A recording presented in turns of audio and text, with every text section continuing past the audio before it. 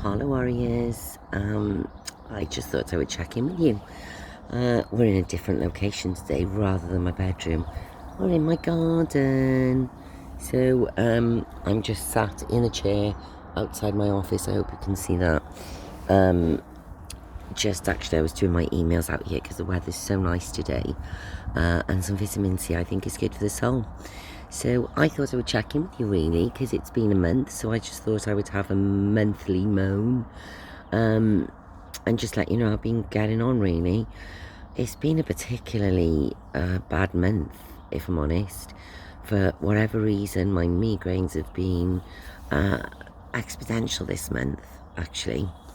More so than probably since maybe October. So you're just noticing more. And I just want to say, before I start rambling, holla to all the my new warriors. I've had quite a lot of people reach out to me over the last couple of weeks, and I just want you to know that I just can't believe the people watch me moan about this. I started this vlog on holiday, actually, in Turkey, and this is why I love this chair. It kind of makes me feel a sense of comfort. I went on holiday to Turkey, and for the first time actually ever, I couldn't even read a book. I was reading the same paragraph over and over and over again where my anxiety had taken over. And I'd been thinking about doing a vlog for a while. And I started out on holiday in Turkey, and this reminds me of this. So when I started doing it, I just did it I couldn't find anything. I couldn't find any people really talking about it, and it just blew my mind actually, because I knew I wasn't on my own. So I started the vlog just really to talk about my experiences and just hope that what I was going through, that other women would maybe see and go, oh my God, this is just normal and something that happens at this phase in our lives. Because I just didn't realise that actually we suffered so badly. As I've said quite often, it's been a short, sharp shock to my system, that's for sure. So, oh God, I've been keeping a bit of a diary in my phone, so I kind of just say what my anxiety levels are like on a daily basis, whether I have any brain fog, which is very few and far between, if I'm honest. I don't have that often now.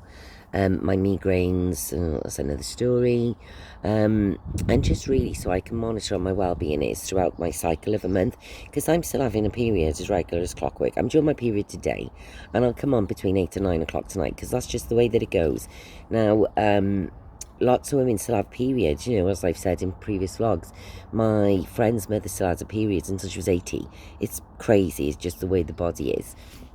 So I've been monitoring my cycle just to see where I am really, so I can just make myself better.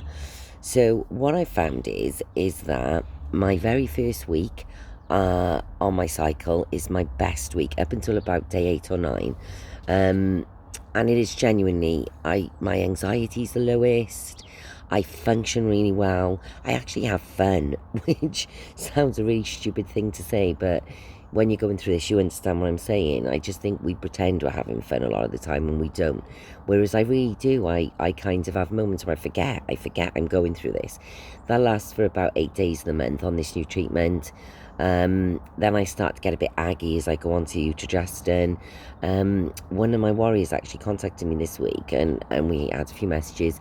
And on Louise Newton, who, if you've been following Menopause vlogs, she's a specialist in the menopause area and the treatment that I'm actually taking, this Body Identical, and she advised to insert as a suppository rather than swallowing it, because you can do either. It's a natural product, so you can do either. Now I was swallowing it, so I did insert as a suppository this month, and I've had way more migraines. Now that might just be coincidental because I also had the COVID vaccination, but I may switch back just because having the migraines is just an absolute nightmare. So I find to get a bit aggy a couple of days before the Diaz-Sutton. On the Diaz-Sutton, then I reduce the amount of testosterone that I'm taking, which I'm going to talk to you about in a minute. And I then tend to have, by about, because I take the Diaz-Sutton for 12 days, by about day 4 or 5 of the Diaz-Sutton, I'm having migraines. Now this month I've had 7 days, I would say already, and I haven't had my period yet. So I know I've got another 2 days when I come out of this. So it's been 9 days this month, which is a lot. And for 5 of those days, I had to take a migraine tablet twice, because since I've been taking having this treatment, what I found is if I've had a migraine, I've kind of either pushed it out with my sinuses, or if I think it is going to come on, I take a tablet before it gets obscene. But I've only had the odd day that I've had to take 2, but this month have been particularly brutal. But that being said, on Easter Sunday I had my COVID vaccination. I had the AstraZeneca, really poorly. I was really in bed for the best part of 3 days, really. Temperature for 4, and not right really for now. So that might have added to it. So it might have been an amalgamation of things. And then what I find then is, going back onto my cycle, my anxiety is particularly bad on the Diaz-Sutton. The first couple of days is kind of manageable, but then the middle days, I am like an absolute lunatic. I can't sleep. My insomnia is off the Richter. It's just awful. And then I come off the Diaz-Sutton, and it's as if actually you come off it, and it's as if you go, and then your body kind of relaxes. So I stopped my Diaz-Sutton the day before yesterday, and I feel, I can't even tell you, massively better already. Even though I've got a bit of tummy ache because I know I'm on my period, I just feel massively better in myself. But I do understand that we have to take the Diaz-Sutton because of the side effects with breast cancer and cancers. So it's important that we do that. So what I'm finding is that really my anxiety levels are sort of really manageable now when I'm on my period. My first week of my cycle is probably the best, and then I have 2 weeks that I'm a bit dodgy.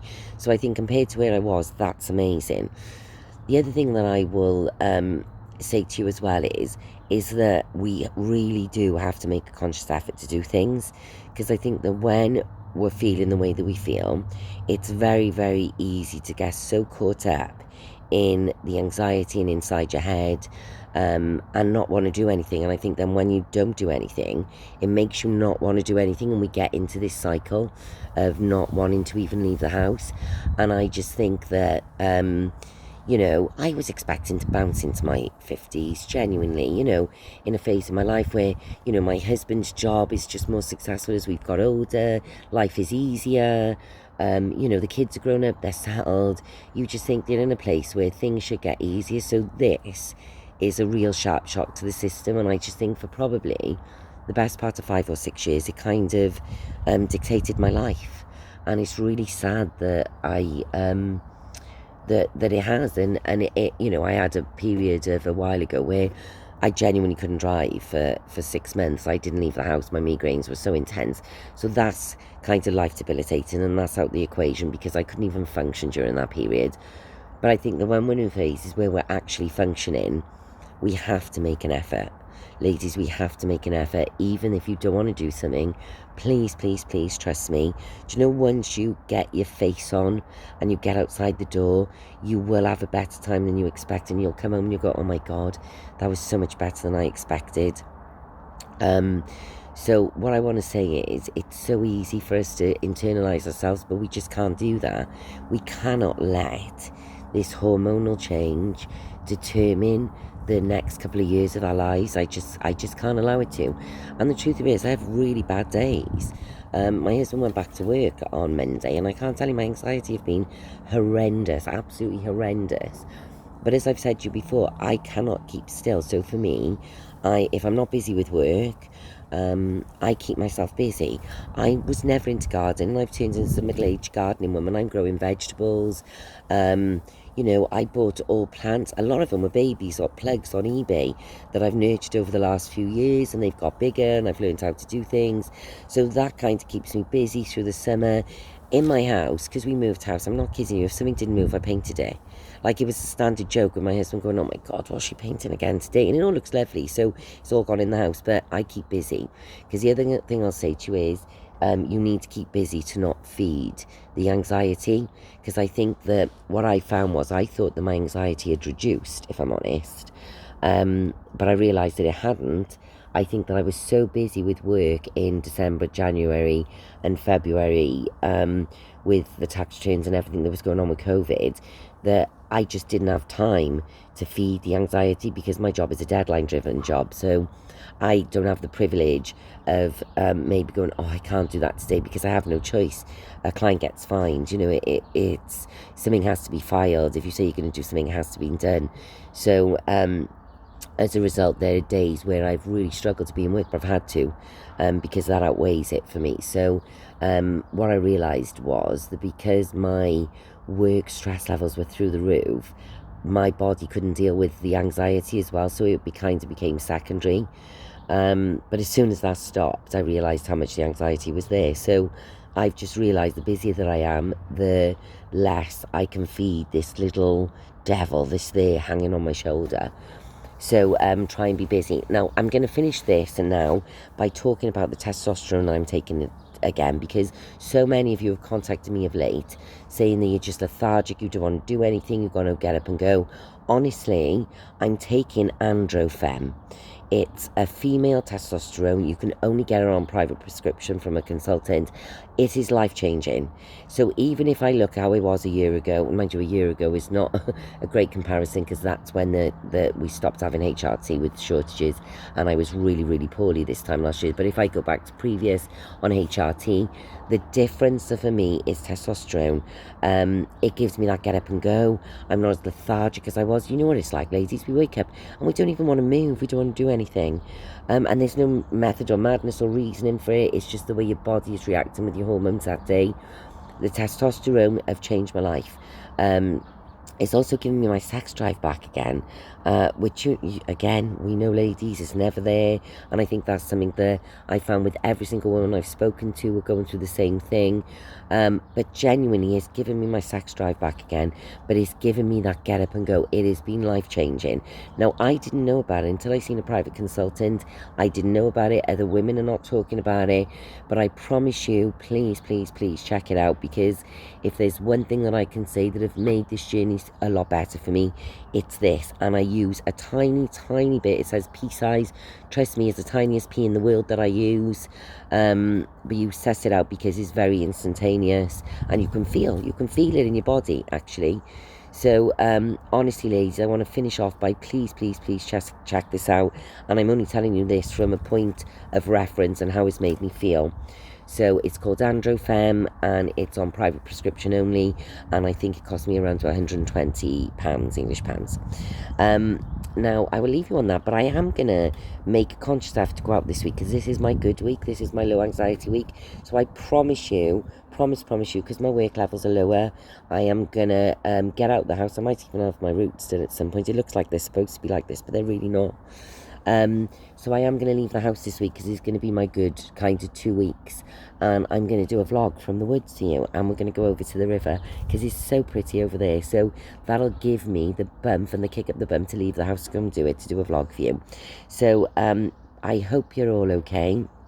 I hope you're all adjusting to a new level of normal, because I know most of our country in the UK are kind of heading back to a level of normality this week. Just please keep safe, and as I keep telling you, please be kind to yourselves. Please, please, please, warriors, while you're going through this, the one thing I learned is we have to be selfish, we have to put ourselves first, and that's classed as being kind. So don't worry about offending anybody else and worrying about anyone else's feelings. You have to look after yourself, so please be kind to yourself, because that's the most important. I'm sending you love and light. Peace out, warriors.